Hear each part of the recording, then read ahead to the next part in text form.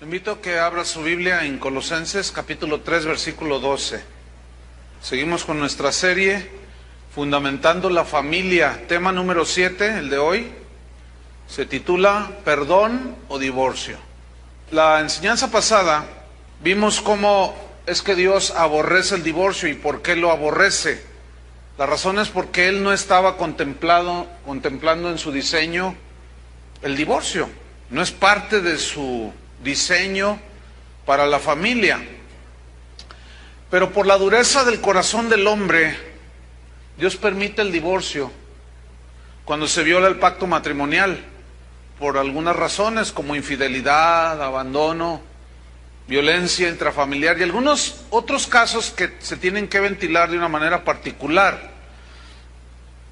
Las relaciones personales o interpersonales son de las más difíciles.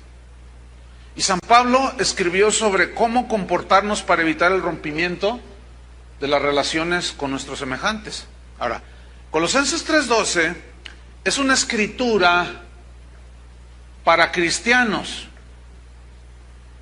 Si usted no es cristiano,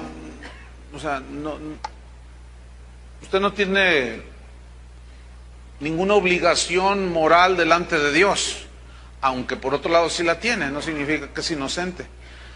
Lo que quiero decir es que estos textos que vamos a estudiar son para los cristianos. Si usted se considera cristiano, usted debe de recibir esta palabra en su corazón. Si no, bueno, pues cada quien. Sin embargo, reitero, si usted es cristiano, usted y yo debemos de reflejar lo que viene aquí. Entonces es para los cristianos. Colosenses 3:12 dice así: vestíos pues como escogidos de Dios, santos y amados. Vestidura, habla de una vestidura, aquí habla de una vestidura interna del corazón. ¿Cómo es esa vestidura que un escogido por Dios, alguien que es santificado por Dios, que es apartado para Dios, que es amado por Dios, debe de tener esa vestidura en su corazón? Aquí nos la describe.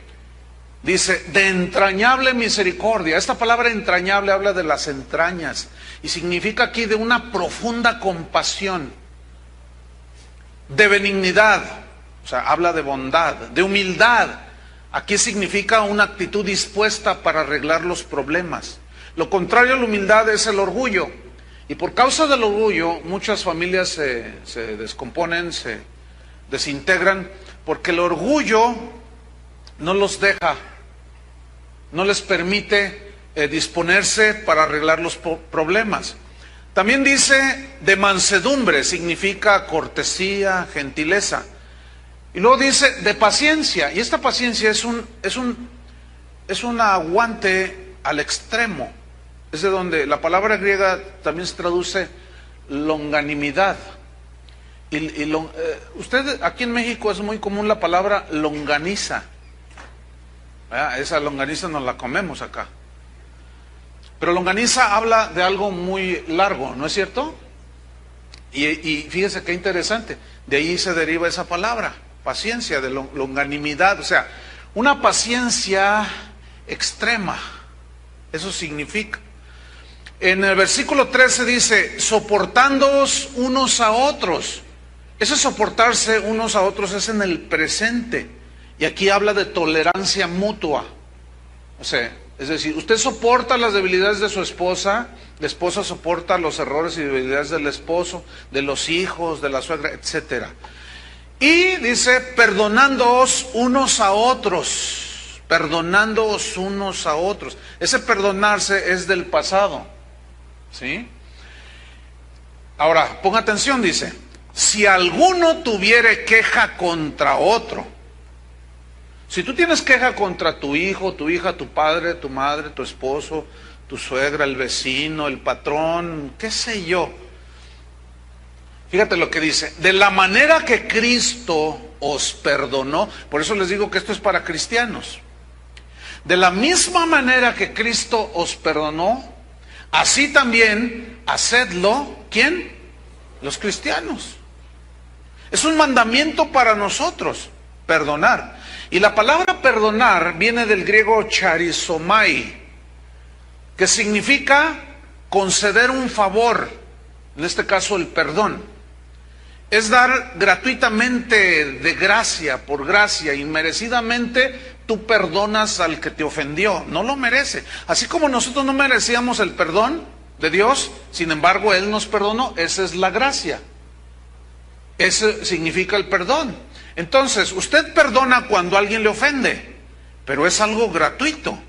Usted no se venga, usted no va a agarrarla en contra de la persona, ni mucho menos, sino al contrario, usted gratuitamente lo libera de la culpa. Eso es lo que significa perdón. Y el cristiano, o lo cristiano, mejor dicho, es perdonar. Eso es lo cristiano.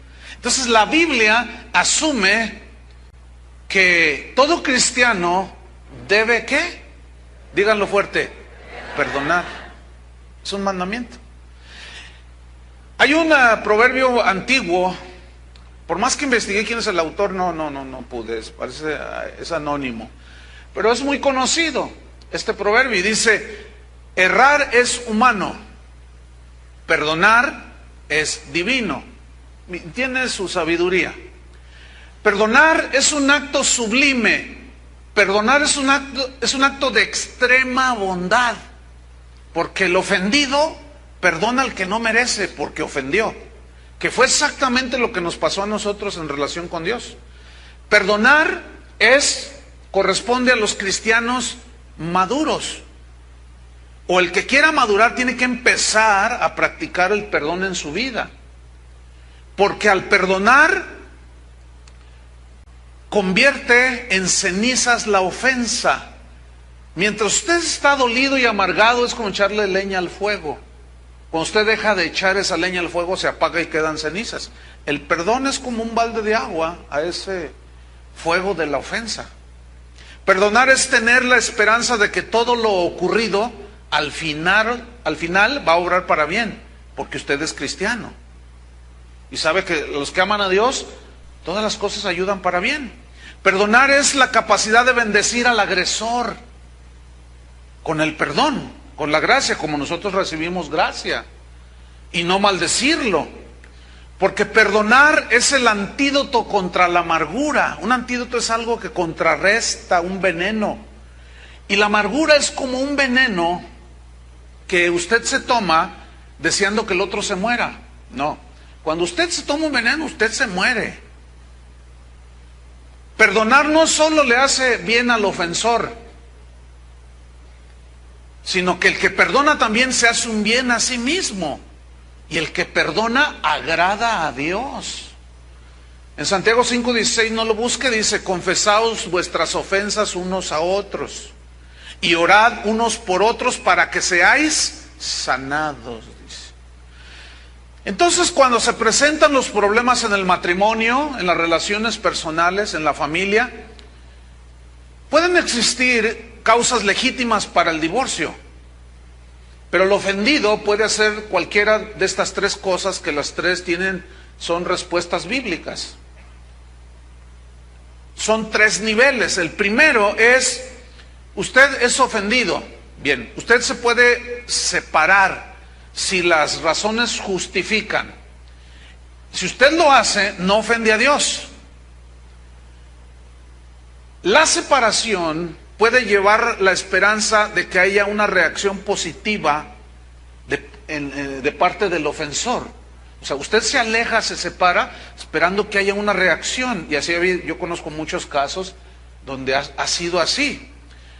Entonces, en este nivel, el ofendido no hace mal si se separa por razones que justifican la separación. Pero hasta allí queda el asunto. Y no hace mal el ofendido. Pero hay un segundo nivel, que es perdonar al ofensor si se arrepiente. O sea, ya va más allá, ahora es perdonar al ofensor. Pero aún así se pueden dar casos en los cuales el ofendido decide, a pesar de todo, divorciarse. Porque las circunstancias son humanamente insalvables. Por ejemplo, mire, O mejor dicho, un ejemplo de algo que fue salvable. En mi casa, por ejemplo, mi madre decidió no divorciarse y se salvó la familia. Pero en este nivel donde el ofendido perdona, pero aún así decide divorciarse, bueno, si se divorcia, no hace mal, porque está justificado. Pero las circunstancias le impiden a esta persona ofendida vivir con esa persona. Le voy a poner un caso extremo, un caso que sucedió, que yo traté hace ya algunos años, donde una esposa, una mujer, encontró a su esposo en su mismo lecho matrimonial, en su casa, lo encontró con otro hombre. Entonces él le rogaba a ella que la perdonara y ella lo perdonó, pero le dijo, pero yo no puedo estar contigo, yo me quiero divorciar. Yo le dije, bueno, si tú quieres hacerlo, está bien. El hombre lloraba, pero bueno, así pasó. Pero hay un nivel que es del que yo les quiero hablar, que es el nivel más alto en el perdón, y es perdonar y seguir viviendo con el ofensor, y de esa manera salvar la familia. En este caso el ofendido hace lo mejor delante de Dios. Si se separa, no hace mal. Si se divorcia justificadamente, pues hace bien. Pero perdonar y salvar la familia es mejor, ¿sí o no? Bien. Que fue el caso que les comentaba en mi familia, así fue. Mi madre decidió perdonar a mi padre y seguir viviendo con él, y nuestra familia se salvó, no se desintegró.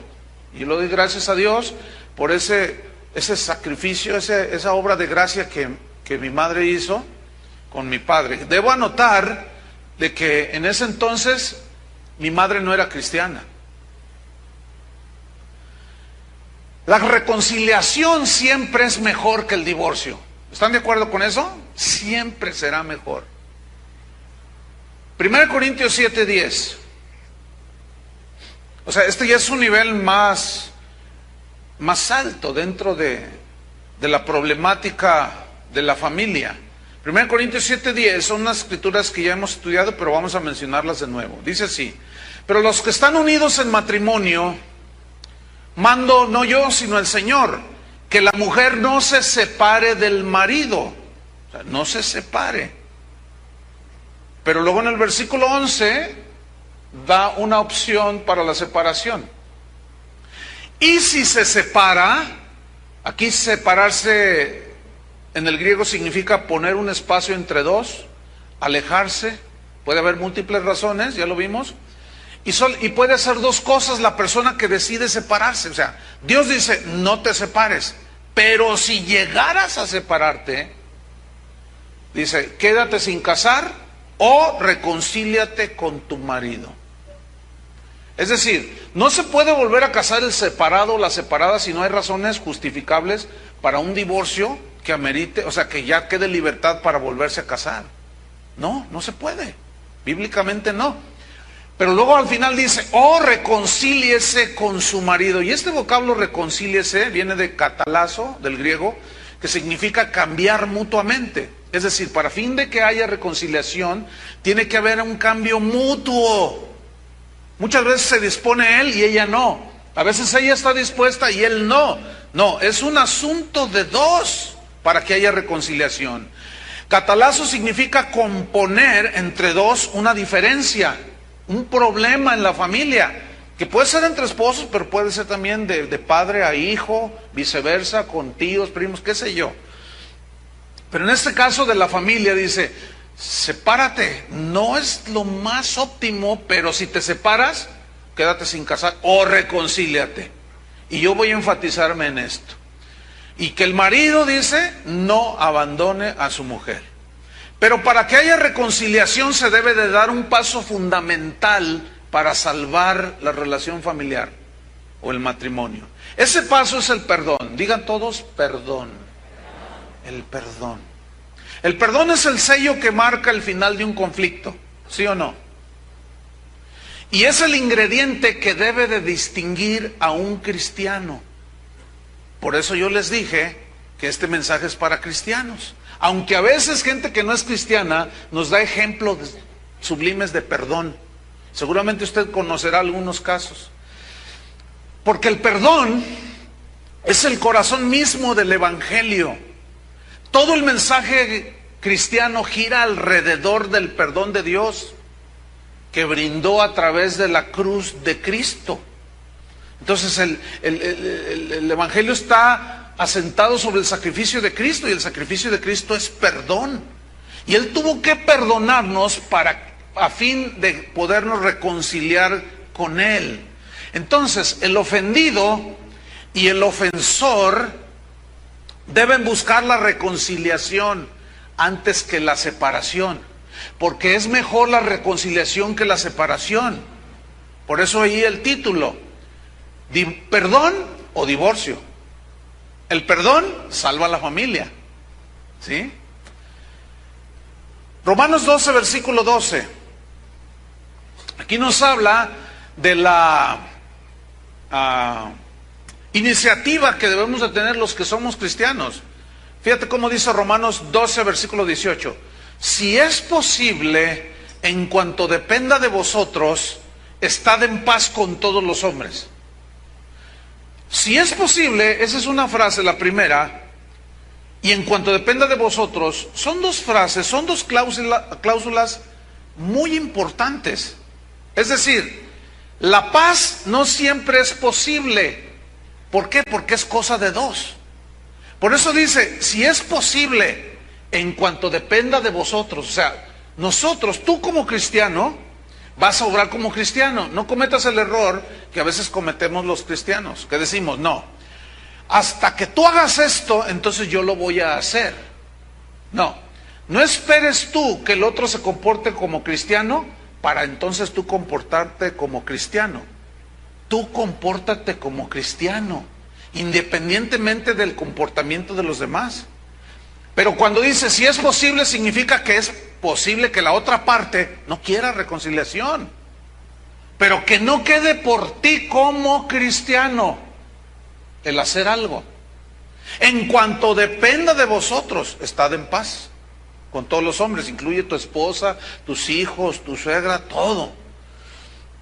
Entonces, fíjate, vamos a ver cómo fue el ofendido, Dios, el que tomó la iniciativa de reconciliación. Te lo pongo en otras palabras. ¿Quién fue el ofendido? ¿Dios o nosotros? Nosotros. ¿Quién fue el ofensor? ¿Dios o nosotros? Díganlo. ¿Quién fue el ofensor? ¿Dios o nosotros? Díganlo entonces. Nosotros. Ahora, cuando tú escuches una frase como esta, si usted está resentido contra Dios, perdónelo. Escúchame bien, eso es una herejía. Porque se perdonan las culpas y las ofensas. Cuando usted escuche uno de esos predicadores que dice, perdone a Dios, perdónese a sí mismo, la Biblia no habla nada de perdonarse a sí mismo, ni de perdonar a Dios, muchísimo menos. Son puras cosas que anda diciendo allí gente que no estudia la palabra de Dios y luego engañan a los cristianos. Porque si nosotros perdonamos a Dios, entonces Él es el culpable de mi situación. Yo estoy amargado contra Dios, perdónelo para que usted sea libre, hágame favor. Eso es una herejía. Él es el ofendido, nosotros somos los ofensores. Nosotros somos los que merecíamos la condenación. Sin embargo, el ofendido tomó la iniciativa de reconciliación. Eso es un acto sublime. Vamos a 2 Corintios 5, 17. 2 Corintios 5, 17 al 19. Dice así: de modo, o en virtud de que si alguno está en Cristo, por eso yo les reiteraba, esto es para cristianos. ¿Cuántos son cristianos? Bueno, esto es para usted. Ahora, si usted se convierte en cristiano, usted ya entra aquí también. De modo que si alguno está en Cristo, vive su vida, conoce a Cristo, etcétera, nueva criatura es. Algo pasó, vino una nueva creación en su ser interior. Ahora hay un vestido diferente que es entrañable misericordia, bondad, humildad, etcétera. Las cosas viejas pasaron. Se refiere a la antigua manera de vivir, el odio, el rencor, la amargura, la venganza, la traición, la infidelidad. Dice aquí que los cristianos, esas cosas ya pasaron. Sin embargo, como humanos todavía seguimos fallando, ¿sí o no? Por eso Pablo dice, perdónense unos a otros, tolérense los errores unos a otros. Entonces, las cosas viejas pasaron, he aquí todas son hechas nuevas, o sea, viene una vida nueva. ¿Cuántos viven ya esa vida nueva? Ahora vea el versículo 18. Y todo esto, o sea, la vida nueva, proviene de Dios, quien nos reconcilió consigo mismo por Cristo. Aquí se ve claramente que fue el ofendido el que tomó la iniciativa de perdón y de reconciliación. ¿Qué nos enseña esto? La Biblia dice, sed imitadores de Dios como hijos amados. ¿Qué significa? Que se puede dar un caso en que usted ofendido, yo ofendido, pueda tomar la iniciativa de reconciliación. Sí. ¿Verdad que eso nos vuela la cabeza? ¿Se nos funden los fusibles? Pues eso es exactamente lo que Dios nos está diciendo que hagamos. ¿Se acuerdan de los discípulos que dijeron, uy, entonces no conviene casarse? Claro, porque su nivel espiritual era bien bajito. Eran pigmeos espirituales. Y usted tiene todo el potencial en su interior de ser un gigante en la fe. ¿Sí? ¿Cómo? Obedeciendo a Dios. Comience por lo poco. Y luego después se va sobre lo demás, lo más grande. Quien nos reconcilió consigo mismo por Cristo y nos dio el ministerio de la reconciliación. Que Dios, en esto consiste el ministerio de la reconciliación, que Dios, fíjense, Dios, el ofendido, estaba en Cristo reconciliando consigo al mundo. ¿De quién fue la iniciativa entonces? Lo está captando, ¿verdad? Bien. No tomándoles en cuenta a los hombres sus pecados. Eso se llama perdón. Si el Señor nos tomara en cuenta nuestros pecados, no estaríamos aquí. Y precisamente en eso consistió el perdón, se dio la reconciliación y llegó la paz al corazón. En que el ofendido tomó la iniciativa. Al no tomarnos en cuenta nuestros pecados, nos perdonó, borró nuestros pecados, dice, y nos encargó a nosotros la palabra de reconciliación. Así dice al final del versículo. Es decir, usted y yo debemos ser reconciliadores. Cada que nosotros le hablamos a la gente de Cristo, estamos practicando el ministerio, poniendo en operación el ministerio de la reconciliación. De que Dios fue el que tomó la iniciativa. Dios está dispuesto a perdonarte. Pero hice cosas bien horribles. ¿Me perdonará esto y esto? Maté a esto, hasta el perro un día lo pateé. ¿Me perdonará Dios? Dios te puede perdonar todo. ¿Cuántos saben que no hay ningún pecado que no pueda pasar bajo la sangre de Cristo? Todos. Hay uno, excepto la blasfemia contra el Espíritu Santo. Pero ese es otro asunto. Pero de ahí todos los pecados, cualquiera puede ser perdonado. Jesús en la cruz, ustedes recuerdan, está en agonía y dice, Padre, perdónalos porque no saben lo que hacen. ¿Están conscientes de que a veces ofendemos con conocimiento? Sabemos que estamos ofendiendo. Y hacemos cosas de las cuales nos escondemos de los demás porque sabemos que lo estamos haciendo mal. Y que si nos descubre el patrón, el esposo, la esposa, el hermano, el hijo, se van a sentir ofendidos. ¿Están conscientes de eso? Pero hay casos en los cuales ofendemos y no nos damos cuenta. También ahí tenemos que poner atención. Porque ciertamente a veces cometemos errores y ya se ofendió la esposa. tiene que comunicarlo, me sentí ofendida. Y tiene que dejar expresar, es que yo de verdad no lo hice con una intención. Porque se puede dar el caso. Entonces Jesús aquí está orando algo muy importante. Dice, Padre, perdónalos. Pero vean la intercesión de Jesús. Perdónalos, perdónalos. No saben lo que hacen. A veces podemos estar conscientes de que lo que estamos haciendo va a ofender a la familia, al esposo, a la esposa, qué sé yo. Pero al no medir las consecuencias, no nos damos cuenta de lo que estamos haciendo. Bueno, perdónalos porque no saben lo que hacen. Escúchame bien.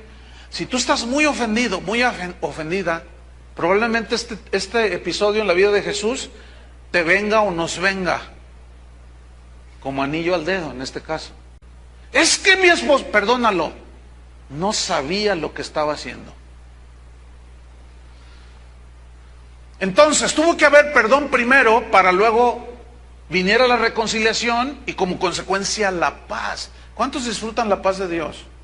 ¿Esto es producto de qué? De que el ofendido decidió, por gracia, perdonarte. Vamos a ver una escritura en Efesios 2, versículo 12. Y ahí vamos a ver cómo se dio esto por pasos. Primero, perdón, la gracia estaba ahí. Si la gracia no se pone en operación, da el primer paso, ya no es obra de gracia. Como la gracia es ilimitada, si nosotros vivimos bajo la gracia, tenemos que perdonar. ¿Por qué? Por gracia. Y como la gracia es ilimitada, nuestro perdón de parte de Dios fue ilimitado. De la misma manera es nuestro perdón hacia los que nos ofenden. Ilimitado. Efesios 2:12 dice así: en aquel tiempo estabais sin Cristo. Recuerden por unos segundos, ¿cómo era su vida sin Cristo? Ay, desastrosa, terrible, ¿no? Como aquella mujer samaritana que Jesús encontró junto al pozo. Ella le dice, dame de esa agua que tú estás ofreciendo. Y Jesús le dice, está bien, pero ve y llama a tu marido. Y ella le contesta, no tengo marido. Y Jesús le dice, sí, bien dices, no tengo marido, porque 5 maridos has tenido y el que ahora tienes no es tu marido. 5, 6. Pobre señora. ¿Qué es lo que la hacía andar de hombre en hombre? Pero hay casos de hombres que tienen hasta 5, 6 divorcios, 4, 3. ¿Qué es lo que los hace brincar así de una manera tan desordenada? La dureza de corazón, el pecado, el no saber reconocer los errores y pedir perdón y la otra persona no perdonar. Bueno, Jesús no evadió a esta mujer que sería despreciada de cualquiera. Y justamente con ella fue y habló, yo quiero reconciliarte con el Padre. Y así fue. Entonces, el Señor no tomó en cuenta los pecados de ella. Significa, no que no tuvieran validez, sino que Él estaba dispuesto a olvidar, perdonando, borrar todo. Entonces dice, en aquel tiempo estabais sin Cristo, alejados de la ciudadanía de Israel, perdón, y ajenos a los pactos de la promesa, lejos de Dios, sin esperanza y sin Dios en el mundo. Teníamos religión, teníamos todo lo que usted quiera, pero no teníamos al Dios de la Biblia, al Padre de nuestro Señor Jesucristo, y a Cristo menos. Fíjese el versículo 13, pero ahora en Cristo Jesús, vosotros, estos son cristianos, que en otro tiempo estabais lejos, habéis sido hechos cercanos. ¿Cercanos a quién? Al Padre. ¿Por medio de qué? Por la sangre de Cristo. Significa por el perdón que Cristo nos brindó al morir por nuestros pecados, el justo por los injustos, y hacer esa obra maravillosa en el Calvario, y usted y yo recibir ese perdón de Dios. Su sangre borró todos nuestros pecados. Entonces, perdón, reconciliación, y como consecuencia, versículo 14, vino la paz con Dios. Porque Él es nuestra paz. ¿Cuántos tienen paz en su corazón? Si tú te murieras, ¿te daría temor morirte dentro de una hora? Porque ya tienes paz con Dios, ya estás reconciliado con Dios, no hay nada que temer, estamos seguros con Él. Entonces, Él es nuestra paz, que de ambos pueblos hizo uno, o sea, judíos y gentiles. Los judíos, pueblo elegido de Dios, los gentiles, alejados de Dios. Y comenzó el Señor a acercarlos. Primero a los judíos, lo escogió como pueblo. Pero después, fíjate, el Señor a todo el mundo en la cruz hizo su obra de reconciliación. Aunque no todos aceptan el amor de Dios. Eso es lo más trágico. Pero ¿qué hizo? Derribando la pared intermedia de separación.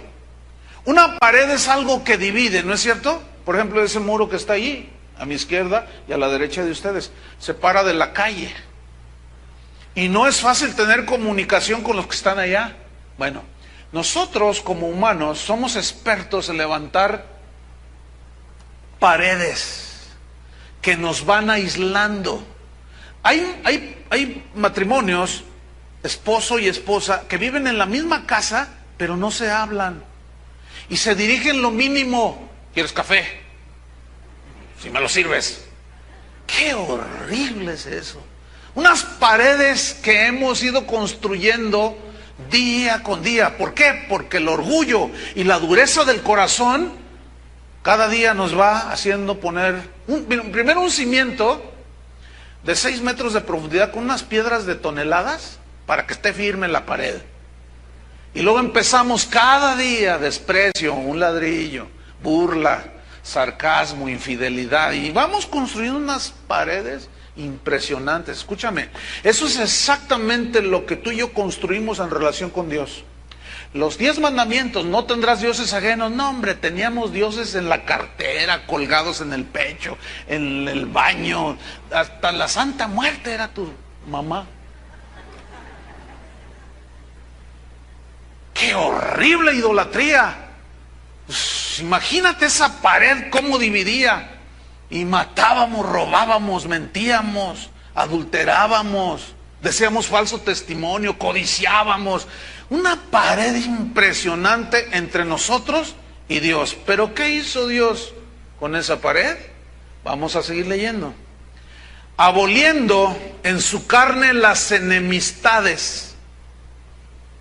¿Qué hace entonces el Señor? Derriba esa pared que nos separaba de Él por medio del perdón. Vino la reconciliación, entró la paz y abolió, quedó ya sin vigencia por medio de su muerte, dice, aboliendo en su carne las enemistades. ¿Qué nos enemistó con Dios? Todo lo que ya mencioné. Idolatría, pecados de todo tipo, mentiras. Él la derribó para poder reconciliarnos con Él. ¿Qué es lo que tenemos que hacer nosotros en relación con nuestro semejante? Derribar esas paredes que nosotros mismos construimos. Y esas se derriban por medio del perdón. Esa pared con un cimiento profundo, le metes una dinamita, 50 kilos de dinamita del perdón, y la haces pedazos esa barra. Y la familia se salva. Y hay reconciliación. Y hay paz. Versículo 16. Y mediante la cruz reconciliar con Dios. Ahí está. Mediante la cruz, el perdón, reconciliar con Dios el Padre a ambos, o sea, a judíos y a gentiles, a todos los seres humanos, en un solo cuerpo. Y luego fíjate la frase final, matando en ella, o sea, en la cruz, por medio del perdón, ¿qué mató? Las enemistades. ¿Por qué estás enemistado con tu esposa? Porque la ofendiste. ¿Por qué estás enemistado con tu esposo? Enemistada con tu esposo. Porque le diste 10 tarjetazos y lo endeudaste con 50,000 pesos. Puede haber 20,000 razones. ¿Por qué estás enemistado con tu hermano en la carne? No se hablan. ¿Por qué estás enemistado con tu papá? Es que él me trató mal cuando yo era un niño, dices. Y luego la típica, ya pasan los años, el padre ofensor se hizo anciano, está agonizando en el hospital, y llama a todos, y ya todos están, ahora sí se abrazan, se besan, y ay Dios mío, sálvalo. ¿Y por qué esperas eso? Somos expertos, dicen que los mexicanos son expertos en hacer todo al final. Eso es propio del ser humano. ¿Por qué esperar hasta el final para derribar todas las enemistades? Ve y reconcíliate con tu padre. Pero es que él me maltrató. Ve y perdónalo. Y derriba esa pared. Fíjate, yo les puedo contar 20,000 testimonios, pero ya no sería el evangelio. Serían las consecuencias de la predicación del evangelio. Pero les puedo contar muchos de cómo la gente, cuando toma la iniciativa, los cristianos se reconcilian con el padre abusador, con la madre que los abandonó, y lloran profundamente de dolor y de arrepentimiento. ¿Qué fue lo que sucedió cuando tú entendiste lo que Cristo hizo en la cruz? ¿No te rendiste a Él? Eso es exactamente lo que suele suceder en términos generales cuando tú vas, si es posible en cuanto dependa de ti, tú tomas la iniciativa y perdonas. Esto es tremendo. Matando las enemistades. Por otra parte, es verdad que no siempre se puede salvar un matrimonio. Pero aunque la reconciliación no sea posible y vuelva a haber integración en la familia, porque hay casos muy extremos como los que yo he mencionado, siempre hay algo que tú, como cristiano, debes hacer. Y esto es perdonar. Digan todos, debo perdonar. Entonces, estamos descubriendo o dándonos cuenta de que el perdón es en dos direcciones. Uno es vertical, que fue de Dios hacia nosotros, pero luego ese perdón es de nosotros hacia otros. Vamos a estudiar una parábola. Abran su Biblia en Mateo 18, versículo 21. Es una parábola donde Jesús usó como ilustración de dos deudores. Y esta parábola la usó para ilustrar el perdón que nosotros recibimos de Dios, que es el perdón vertical, o sea, Dios tomó la iniciativa. El ofendido tomó la iniciativa de perdonarnos a nosotros. Pero una vez que recibimos ese perdón, esa es la enseñanza de esta parábola, nosotros debemos perdonar a los demás. Y este ya es el nivel horizontal, vertical y horizontal. Vamos pues a estudiar esta parábola. Mateo 18, versículo 21, dice así: entonces se le acercó Pedro y le dijo, Señor. Ahora, ¿quién era Pedro? ¿Era un pagano? No, era un discípulo de él. El contexto es que Jesús está hablando de cómo sanar las relaciones. Si tu hermano peca contra ti, ve tú y él solo y arréglate. Si se arrepiente, perdónale. Has ganado a tu hermano, a tu esposo, a tu familia, lo has rescatado. Si no, toma testigos. Y si no hace caso, díganlo a la iglesia. Entonces esto es para cristianos. Y si aún así no se arrepiente el ofensor, en cuanto a la vida de la iglesia, dice, expúlsenlo, ténganlo por gentil y publicano, como un pecador cualquiera que no obedece, no conoce a Dios. Y ese habla de la excomunión, cuando se despide a una persona. Ese ya es el caso extremo.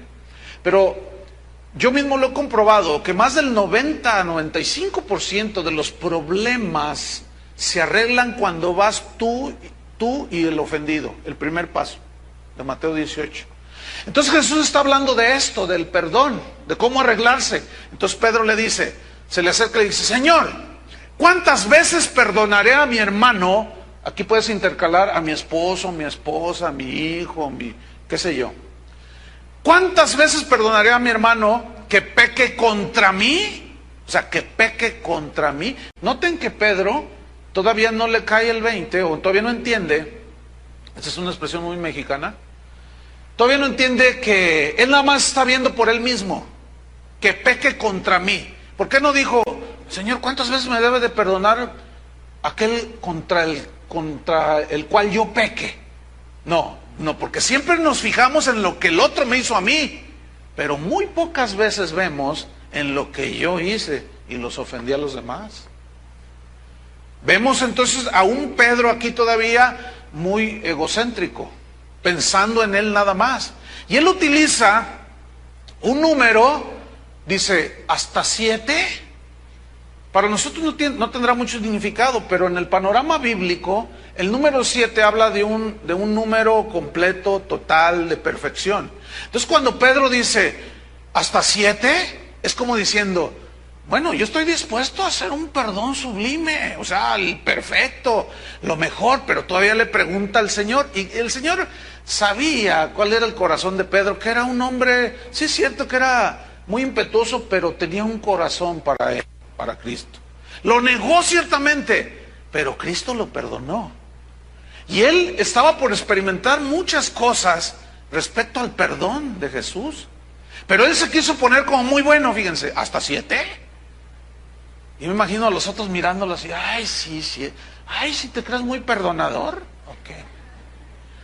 Pero fíjate lo que le responde Jesús. Jesús le dijo en el versículo 22, no te digo hasta 7, sino aún hasta 70 veces 7. O sea, lo que Jesús, el número 7 era el número máximo. Pedro se va, según él, a lo máximo. Y lo que hizo Jesús fue maximizar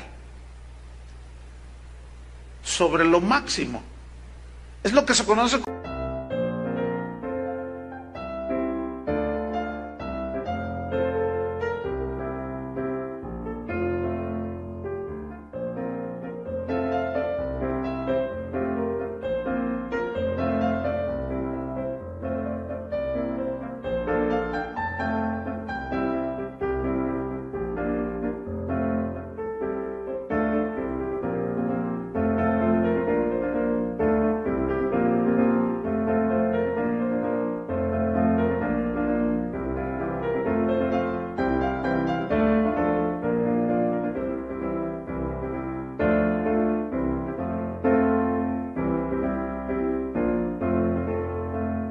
como una hipérbole, o sea, la mención de Jesús 70 veces 7 es una expresión que habla de exageración. Es como cuando tú le dices a alguien, ya te he dicho 1,000,000 de veces que no hagas esto. No le has dicho 1,000,000 de veces, pero tú dices 1,000,000 de veces como una expresión superlativa para enfatizar que ya le has dicho muchas veces, pero no 1,000,000.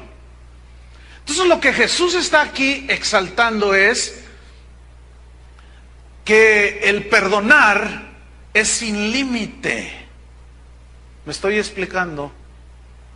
Cuando dice, no, hasta 7, no, Pedro, te crees muy bueno, no. Aún 70 veces 7. Y sobre eso podemos hacer algunas reflexiones muy interesantes, pero en este caso no lo vamos a hacer. Solamente Jesús está diciendo que cuando alguien necesita perdón y lo pide con sinceridad, nunca debes negarlo. Siempre debes perdonar.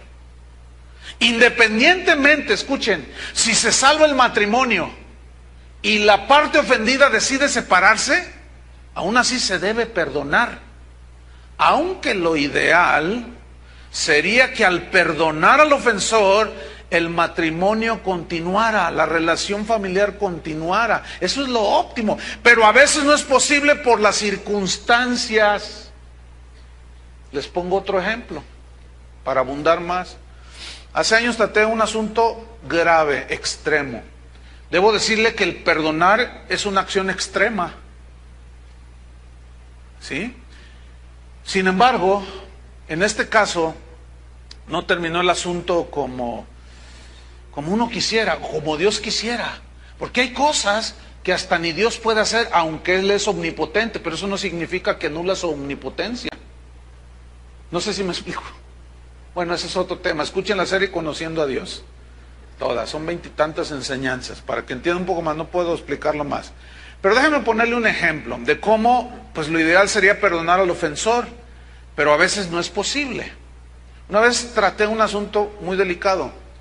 de una pareja que vino conmigo y me dijo, pastor, me quiero divorciar de este hombre. Y él venía llorando, y así, con carita de yo no fui, pero traía, no propiamente carita de yo no fui, más bien venía con una carita de humillación.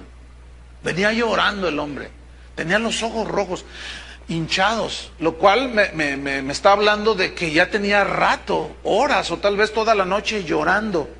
¿Qué sucedió? Dice, me quiero divorciar de él, pero pues ustedes son cristianos, ¿qué pasó? Dice, bueno, él dice que es cristiano, dice. Me acabo de enterar que por 7 años estuvo violando a una de mis hijas. Te quedas, así como tú le hiciste, yo también así, te quedas frío, yo me quedé así como petrificado. ¿Cómo? Dice, sí. Y el hombre así, mira, con un pañuelo así lo rompía de papel. Dice, sí. Mi hija me dijo cuando tenía 7 años, y yo no le creí, la típica, ¿no? ¡Créales! ¿Me escuchó? Créales a los niños cuando le dicen una cosa así. Ellos no son capaces de inventar esas cosas. ¡Ay, cállese muchacha! ¿Cómo cree que es su papá? Y la niña ahí toda frustrada. Que es muy posible que sea la historia de algunos de ustedes. Pasaron 7 años, 14 años. Hasta que la encontró violando a su hija. Perdóname, ya te dije. El hombre lloraba desesperado. Y ella le dijo, sí, te perdono. De verdad que no deseo que te vayas al infierno. Que de verdad te conviertas. Pero ¿sabes una cosa? Yo no puedo vivir contigo bajo el mismo techo. Y mis 3 hijas. Cuando dijo 3 hijas, yo ya no le quise preguntar más. A ver, ¿la vas a obligar a que viva con ese hombre? No, ni Dios lo hace. O sea, son casos bien extremos. Lo ideal sería la reconciliación. Ahora, ha habido casos así y peores, en que el ofendido da un paso de obediencia, abre su corazón, Dios lo llena de una gracia indescriptible y puede perdonar y seguir viviendo. También hay muchos casos de esos, ¿eh? Por eso yo les hablé de 3 niveles. Y yo estoy enfatizando este último. Seguimos con la parábola, Mateo 18:23. Dice así, por lo cual el reino de los cielos, Jesús empieza a darle esta parábola.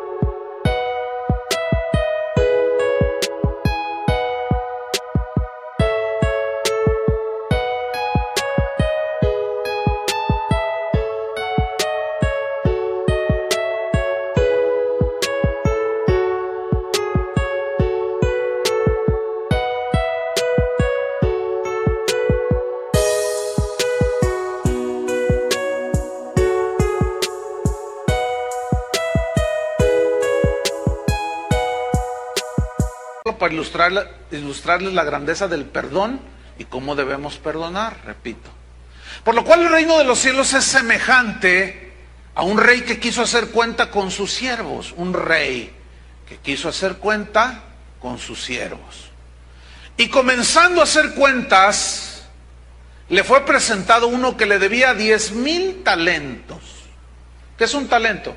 Un talento es una medida que equivale a 35 kilogramos. Un talento son 35 kilogramos. Podía ser de plata, podía ser de oro. En este caso, los entendidos dicen y aseguran que eran de oro puro. Entonces, según los cálculos, 10,000 talentos, cuando tú los multiplicas, equivale a 350 toneladas de oro. Bueno, si ponemos un precio de 150,000 pesos actuales al kilogramo de oro, me estoy yendo, no sé cómo estemos ahí, el oro más puro de 24 quilates, nos daría la suma estratosférica de lo que este hombre debía, 52,500 millones de pesos. ¿Cuántos deben eso? No, algunos ni duermen porque le deben a Banamex 7,000 pesos. Están ahí todos ahí que no duermen. Ahora imagínate este hombre, endeudado con semejante números, 52,500 millones de pesos. En dólares serían 4,038 millones de dólares. Una persona debiendo 4,000 millones de dólares o 212 millones de euros. Es una locura de deuda. Para que tengamos una idea de la cantidad que debía, se los voy a ilustrar con esto. La provincia de Galilea en los tiempos de Jesús era la provincia más grande y la que tenía más gasto, ¿sí? El gasto que le llaman de todo lo que tenía que hacer la ciudad. Bueno, su presupuesto al año consistía en 300 talentos de oro, que equivalían a 1,575 millones de pesos al año. Se me hace que querían construir su villa panamericana. Bueno, la deuda de 10,000 talentos superaba el gasto de la provincia de Galilea por 30 años. Nada más para que se den una idea de la enormidad de la deuda. Eso significa que esa deuda era una deuda impagable, totalmente. Ni naciendo 50 veces y trabajando durante 500 años se podía pagar semejante deuda. Versículo 25, ¿qué sucede? A o sea, el endeudado, como no pudo pagar, ordenó el rey, su señor, venderle. Y a su mujer e hijos y todo lo que tenía para que se le pagase la deuda, aunque es obvio que ni vendiendo todo lo que tenía se podía pagar semejante deuda. No sé a cuánto ascienda la deuda externa mexicana. ¿Alguien tiene un dato? ¿Ya rebasamos los 150,000 millones de pesos o de dólares? O sea, imagínense, y cada vez aumenta más. Bien, versículo 26. Lo manda que lo vendan, entonces sucede algo. Aquel siervo, versículo 26, postrado, así como este hombre violador que se postraba ante su esposa, postrado le suplicaba diciendo: Señor, ten paciencia conmigo. Paciencia. Es la misma palabra que aparece en Colosenses 3:12. Sed pacientes unos con otros. Es la misma. Con un aguante extremo. Sé paciente conmigo y yo te lo pagaré todo. A lo mejor este fue el que inventó: ¿debo? No tengo. ¿Debo? No niego. Lo dije al revés, ¿verdad? ¿Debo? No niego. ¿Pago? Muy bien que se lo saben, ¿verdad? No, pues si se saben más que la Biblia. ¿Por qué será? Porque están todos endeudados. No lo sé. Versículo 27. El señor de aquel siervo, o sea, el rey, vean el corazón del rey, movido a misericordia. ¿No dice entrañable misericordia en Colosenses 3:12 y 13? Movido a misericordia, ¿qué hizo? Le soltó y le perdonó la deuda. Lo dejó en libertad y le perdonó la deuda. La deuda le perdonó. ¿Algunos de ustedes alguna vez les han perdonado alguna cifra de dinero? A ver, alguien, ¿cuánto te han perdonado? 1,500 pesos. Ay, ¿te pusiste contenta? Sí, ¿verdad? A ver, los de acá. ¿A quién le perdonaron? A ver, a usted. 4,000 pesos. ¿Y qué dijiste? Que Dios te bendiga. ¿Verdad? ¿A ti? 2,500 y dijiste: ay, gracias. ¿Verdad? Allá atrás. Son los más endeudados allá atrás. ¿Cuánto te perdonaron a ti? 5,000. ¿Hay alguien que le hayan perdonado? En la mañana salieron 2 que me perdonaron una casa, dice un familiar, no le puede, ¿sabes qué? Te perdono la deuda. Le dije: ¿cómo te pusiste? Pues bien contenta. ¿Cómo se pusieron cuando les perdonaron la deuda? de 1,500, 2,000, de 50,000, de una casa que costaba 1,5 millones de pesos o 100,000 dólares. Fíjate, la gente, y nosotros ahorita lo vimos, nos ponemos bien contentos, o nos pusiéramos bien contentos, si alguien te perdonara la deuda. Por ejemplo, ¿cuántos de ustedes están endeudados? Levanten su mano. ¿Cuánto debes? ¿Cuánto? 150,000 pesos debe. Que Dios os ayude. 150, estás endeudado. A ver, alguien más. ¿Cuánto debes? Ya te ganó. 30,000 y tantos dólares. ¿Quién más debe? 10,000. ¿Se fijan cómo es más lo que debemos que lo que nos perdonan? En el caso del dinero. Son más la deuda que tenemos. A ver los de acá. ¿Qué tan endeudados están? Díganlo, hombre. No les dé pena. A ver, no hay nada. Estos no están endeudados. Hermanos, Dios les bendiga. Ustedes viven en paz, gloria a Dios. El servicio ha terminado. Fíjate bien, ¿qué sucedería, hermana, usted y usted, hermano, si a los que les debes te dijeran, ¿sabes una cosa, Pedro?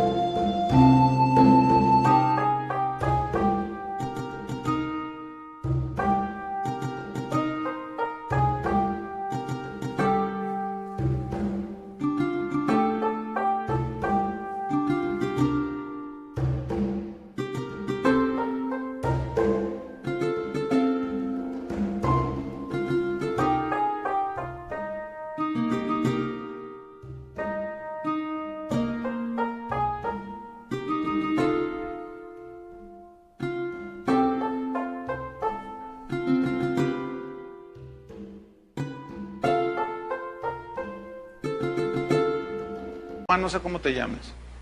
Juan, Luis, ¿sabes qué, Luis? No me debes los 150,000 pesos. ¿Qué harías tú? Te quedarías, oye, pero no, yo te los voy a pagar. No, te los perdono. Pero resulta que tú tienes un amigo, o un hermano, o un primo, que te debe 5,000 pesos. Y te vas sobre de él. Y le dices, si no me los pagas, te voy a meter a la cárcel. Y te dices, que no tengo. Espérame. No, y vas y lo metes a la cárcel. ¿Qué pensarían de él? Yo diría, qué ingrato eres. ¿O usted? Que le perdonaran los 300,000 pesos y hay una vecina que le debe 500 pesos. ¿A qué? Si hay gente que por 100 pesos se mata, entonces no digan nada.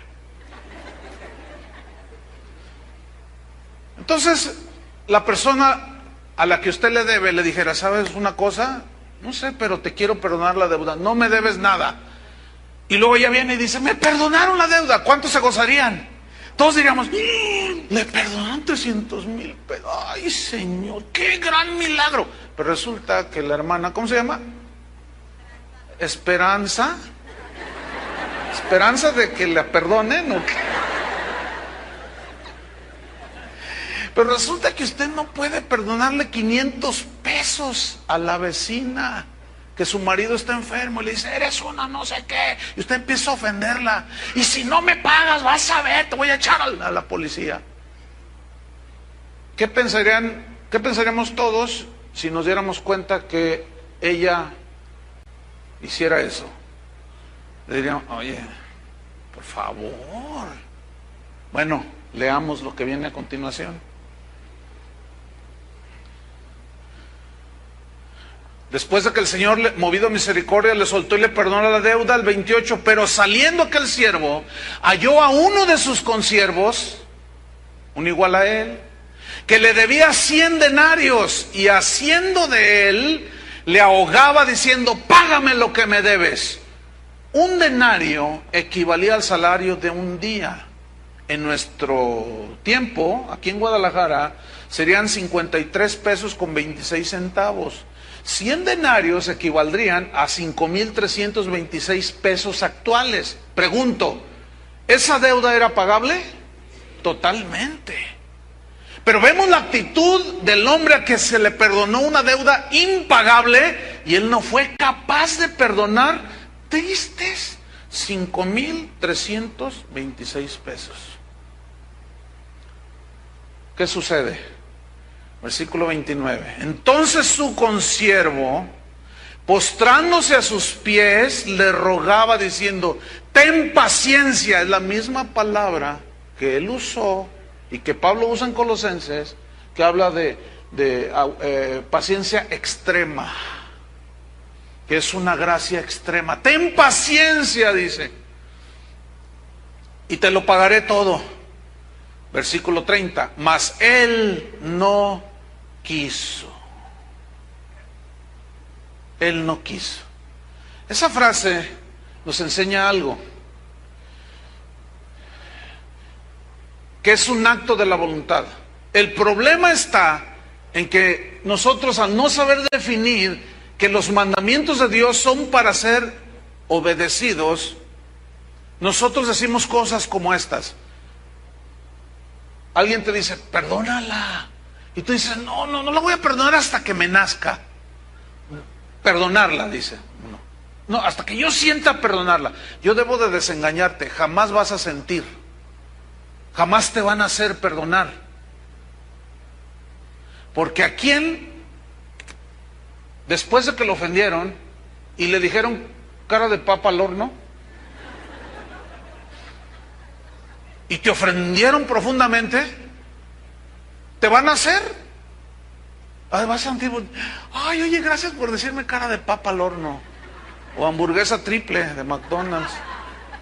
Pues, hermanos, vamos a ser bien objetivos. La ofensa duele, ¿sí o no? Entonces, ¿de dónde han sacado de que voy a perdonarlo hasta que sienta? Nunca vas a sentir, nunca te van a hacer, pero tienes que obedecer, es diferente. Y este hombre no estaba manifestando lo que recibió el perdón horizontal, vertical, en este caso de Dios. Acuérdense que la parábola está ilustrando la grandeza del perdón. No quiso manifestar aquello que él recibió. Y uno lee esa parábola y dice, qué ingrato. Jesús le dijo, malvado. Así le dijo. Entonces fíjate lo que sucede. Él no quiso, sino fue y lo echó en la cárcel hasta que pagase la deuda. Viendo sus consiervos lo que pasaba, se entristecieron mucho. Pues claro, dijeron, oye, pero ¿cuánto debía este hombre? 52,500 millones de pesos. ¿Y no pudo perdonar 5,325 pesos? No es que no haya podido, no quiso perdonar. Escúchame bien, ¿de qué tamaño era tu deuda delante de Dios de pecado? Impagable.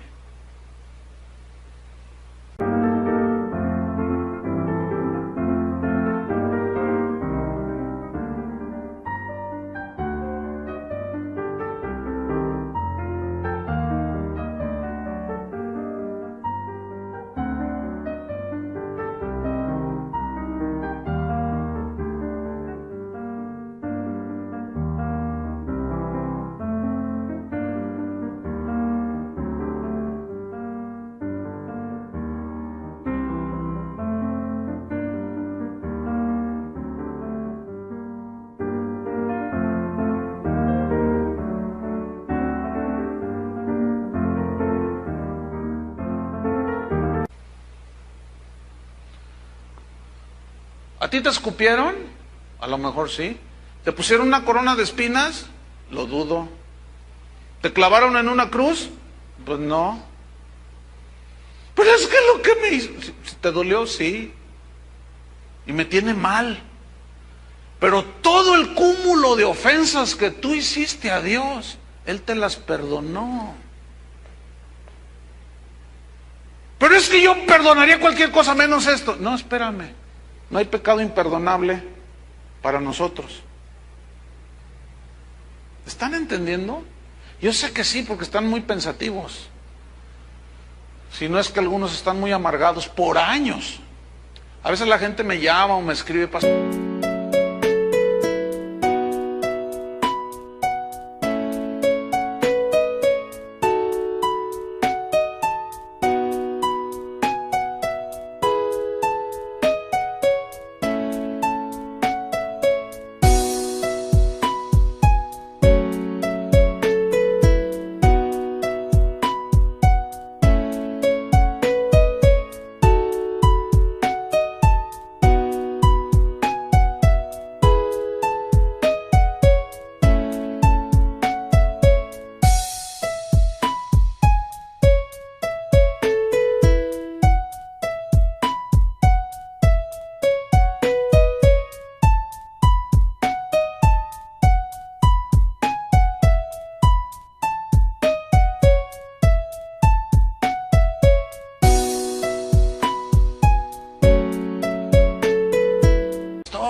Ayúdeme a orar por esto, es que hago y nada me sale, y luego ya empiezas a escarbar, a hablar con la persona, qué sé yo, y sale con que está más amargado con el abuelo, con la esposa, con el esposo, con el hijo, y todo se reduce a rompimiento de relaciones, fíjense.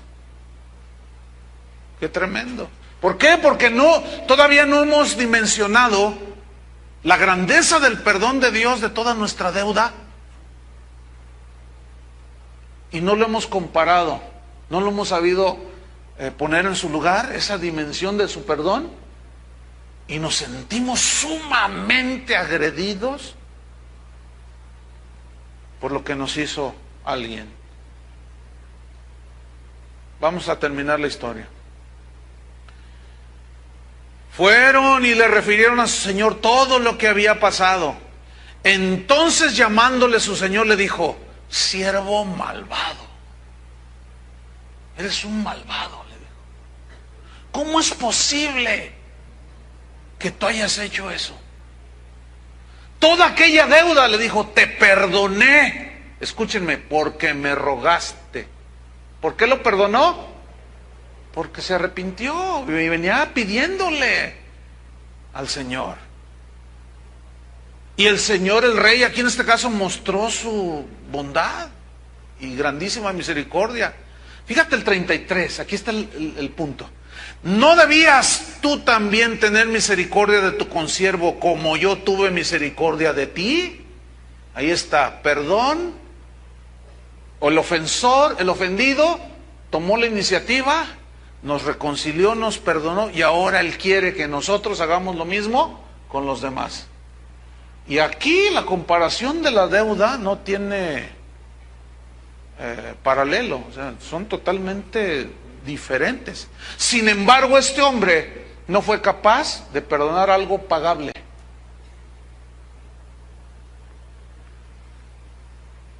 Lo triste fue lo siguiente. Entonces su señor, enojado, para los que dicen que Dios es amor, es verdad, pero también es un Dios de severidad y de bondad. Entonces su señor, enojado, esto significa que cuando si tú eres cristiano y has recibido la liberación de tu deuda impagable y tú estás exigiéndole al otro que te pague esos 100 denarios, entonces Dios se enoja. Y ahí está la respuesta para algunos, no todos, del por qué estás viviendo como estás. Ahí está la respuesta. Está enojado. ¿Qué pasó? No seas malvado. Entonces el Señor, enojado, fíjate, le entregó a los verdugos. ¿Qué hacen los verdugos? Castigan. ¿No es cierto? Y se ensañan. Y eso es lo que están pasando algunos. Están siendo azotados, golpeados. ¿Por qué? Porque el Señor está permitiéndolo, porque no ha sido capaz de perdonar una deuda pagable. hasta que pagase todo lo que le debía, y eso es impagable. Y termina diciendo el 35, así también, mi Padre Celestial hará con vosotros si no perdonáis de todo corazón, cada uno, tú, yo, los que están allá, los que están durmiendo, los que están, todos, los que nos están oyendo, todos. Así también mi Padre Celestial hará con vosotros si no perdonáis de todo corazón, cada uno a su hermano, sus ofensas.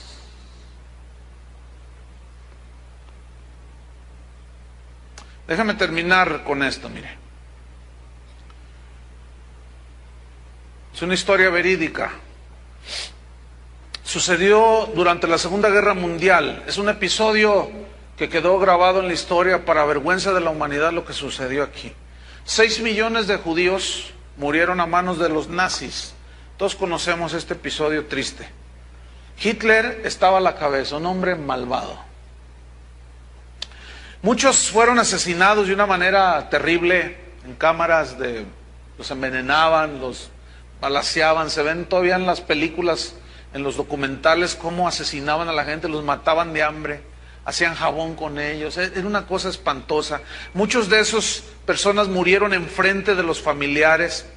Entre los que fueron a dar a los campos de concentración había una familia cristiana. ¿Por qué fueron a dar? Ellos no eran judíos. ¿Por qué fueron a dar a los campos de concentración? Resulta que esta familia de apellidos Ten Boom, hay una película que se les recomiendo, si lo buscan en internet, se llama El Refugio Secreto. Búsquenla, se las recomiendo, ahí está. O el libro. Y esta familia, había una miembro de esta familia, se llamaba Corrie Ten Boom, murió no hace mucho, ya bien ancianita. Bueno, esta familia fue a dar a los campos de concentración porque eran cristianos, pero cristianos de a de veras. Y ellos en su corazón dijeron, debemos hacer algo por los judíos. Y el padre de Corrie Ten Boom tenía una relojería que se las ingeniaron para hacer un escondite, y de allí salió el título El Refugio Secreto, donde según la historia lograron salvar la vida de más de 800 judíos, de los cuales todavía hay algunos ya bien ancianitos que están vivos. Algunos llegan a los 90 y pico de años. Y están eternamente agradecidos con esa familia porque les salvaron la vida. Bueno, llegó un día en que los traicionaron, los descubrieron, los llevan al campo de concentración.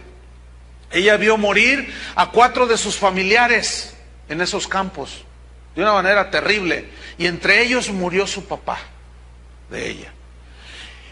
Y salvaron la vida solo 2, una hermana de ella y Corrie Ten Boom.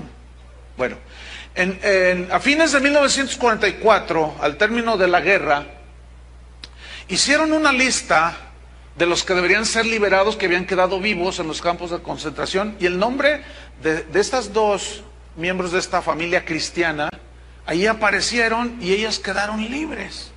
Ella regresó a Holanda, eran holandesas, y allí vivieron en la misma casa donde habían hecho un refugio secreto. Bueno, esta mujer, Corrie Ten Boom, siguió predicando la palabra de Dios, una mujer totalmente comprometida al Señor. Un día, en 1947, fue invitada a Alemania a predicar. Entró a una iglesia donde no había más de 200 personas. Y ella comenzó a hablarles, esto fue en Múnich, 1947. Y ella empezó a hablar acerca del amor de Dios, del perdón de Dios, y decía cosas como, Dios nos ha dado la enorme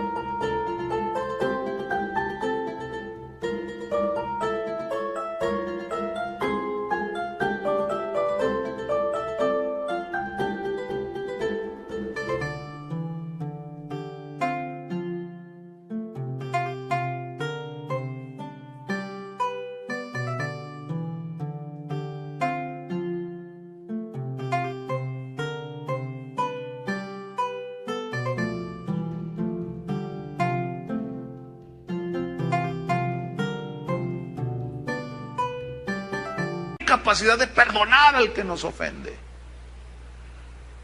Dice, yo he perdonado todo lo que he sufrido. Y empezó ella a hablar de cómo había perdonado a los que habían asesinado a sus familiares. A ella dice, yo he perdonado el hecho de que me hayan hecho pasar desnuda enfrente de los generales alemanes. Violaciones, lo peor que te puedas imaginar, yo lo he perdonado. Y ella está hablando. Y entre la audiencia había un hombre sentado por allá. Cuando ella hace un llamamiento para que la gente pusiera en práctica la palabra, este alemán de casi 2 metros de altura se levanta y viene donde está ella y le dice, yo te conozco, le dice ella. Entonces cuando ella lo ve, lo reconoce como uno de los soldados en el campo de concentración. Entonces él le dice, ¿sabes que yo tengo a Cristo en mi corazón? Y Él me ha perdonado todo lo que yo he hecho, todas mis maldades que hice, Él me las ha perdonado. Pero cuando te vi te reconocí, dice, porque Él la vio llegar, la vio irse viva. Dice, y yo vengo a decirte que me perdones. ¿Podrás, le dijo, acaso perdonarme tú a mí? Dice ella que en ese momento tuvo un encuentro en su mente, en su corazón, ella estaba hablando del perdón. Ella había asegurado que había perdonado todo lo que le habían hecho y de pronto el oficial alemán se le para enfrente y le tiende la mano. Y ella dijo, sí, te perdono. Y lo abrazó y lloraron. Y le dijo ella, ahora eres mi hermano. ¿Saben cómo se llama eso? ¿Saben cómo se llama eso? Sublime perdón. Eso es. ¿Qué fue lo que Dios hizo con cada uno de nosotros? ¿Qué fue lo que hizo? ¿No fue un sublime perdón? ¿Por qué no hacemos lo mismo? Porque nos falta dimensionar la grandeza de ese perdón. Y cuando lo comparamos con lo que los otros nos hacen, da risa. Por eso es que en esa gracia tenemos la capacidad de perdonar, ¿no es cierto? Hoy tienen todo lo que resta del día para que vayas con tu padre antes de que se muera. O entre ustedes, aquí vienen muy de la manita y se odian. Tumben esas barreras ya. Ve con la suegra, con la cuñada, qué sé yo, si ya se murió, bueno, en tu corazón hazlo, no tienes que ir al panteón. Si ya no sabes dónde está aquel que te destrozó la vida, ya no se fue a Estados Unidos, no sé nada de él, bueno, en tu corazón. Pero si tú conoces a la persona o la tienes cerca, ve con él. Pero escuchen, reitero y termino, esto es para cristianos. Oremos. Señor, te damos gracias por tu palabra. Así es, Señor. Si no hubiera habido sublime perdón, no hubiera habido reconciliación contigo, Señor. Pero la iniciativa fue tuya. Y de ti aprendemos, Señor. Es cierto que hay razones que pueden justificar un divorcio, una separación. Y si alguno está en esa situación y lo hace, no hace mal. Pero hay algo más sublime, hay algo más arriba. Hay un nivel mucho más alto y profundo. Y es de la manera que Cristo nos perdonó, así también nosotros hacerlo.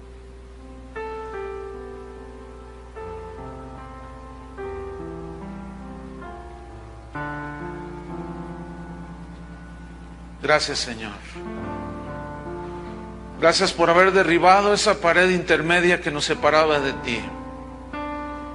Esto solo fue a través de tu gracia y de tu perdón, que es darle al ofensor algo inmerecido. Pero revélanos, Señor, la inmensidad de ese perdón, para poderlo comparar con las ofensas que nos hacen otros, y ciertamente son como 100 denarios que podemos perdonar, pero a veces no queremos.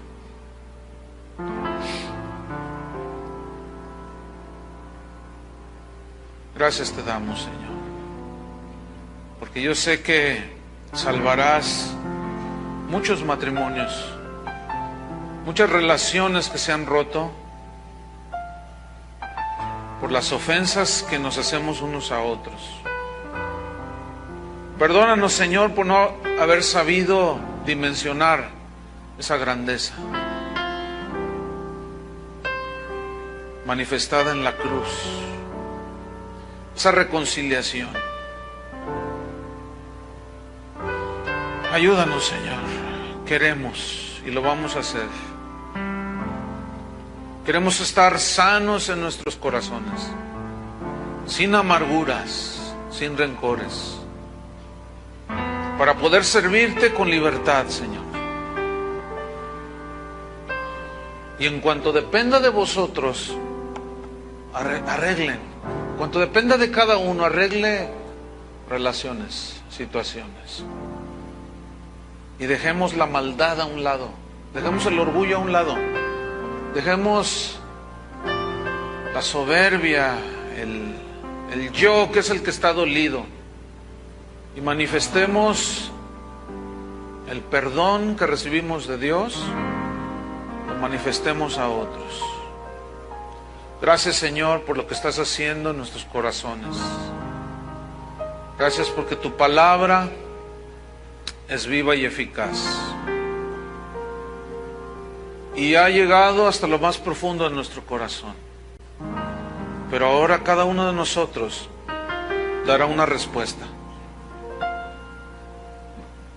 Nos encomendamos a ti, Señor, y a la palabra de tu gracia, que es la única que tiene poder para edificarnos en Cristo. Y si obedecemos, haremos lo mejor. Si perdonamos, será lo mejor. Si nos separamos y nos alejamos ofendidos y hay razones justificables, no hacemos mal, pero perdonar es muchísimo mejor que separarnos. En el nombre de Jesús te damos gracias. Amén. Que Dios los bendiga a todos.